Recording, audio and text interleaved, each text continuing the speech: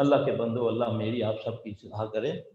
یہ باتیں ہیں جو ہمیں سیکھنی ہے اور کرنی ہے، اور واللہ جو کام اللہ آپ سے لے رہا، آپ لوگوں سے، اللہ ہم سے بھی لے لے، یہ کوئی معمولی کام نہیں ہے۔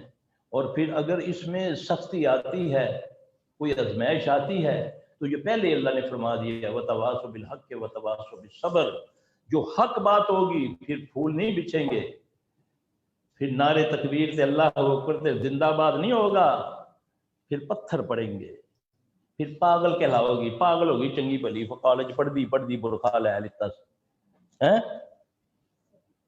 ایسا ہی ہے نا۔ تو جب پاگل ہونے کا خطاب مل جائے تو سمجھو اللہ قبول کر رہا ہے تمہارے عمل کو۔ یاد رکھنا، فخر کرو کہ یہ تانا تو میرے نبی کو بھی دیتے تھے، کہا یہ قبولیت کی نشانی ہے۔ پھر یہ چند گھڑیوں کی آزمائش ہوگی، یہ عموماً ہوگی، کیونکہ اللہ فرماتے ہیں تم نے جنت ارزان سمجھ رکھی ہے، آزمائے بغیر دے دوں گا، چوپڑیاں دے دو تو اینج نہیں ہوئے گا، تھوڑا سا رگڑا چڑھے گا، آزمائش آئے گی، لیکن آزمائش اپنے پیاروں پہ آتا ہے۔ یہ نہ ہو اللہ نہ کرے۔ حضرت علی رضی اللہ عنہ سے کسی نے پوچھا نا کہ یہ جو تکلیف بیماری آتی ہے یہ اللہ کی پکڑ ہے یا ہمیں کیسے پتہ چلے یہ آزمائش ہے؟ فرمانے لگے کہ جو چیز، جو بیماری تجھے اللہ سے دور کر دے یہ اللہ کی پکڑ ہے، جو قریب کر دے وہ آزمائش ہے۔ تو اللہ ہم کسی آزمائش کے قابل نہیں ہے۔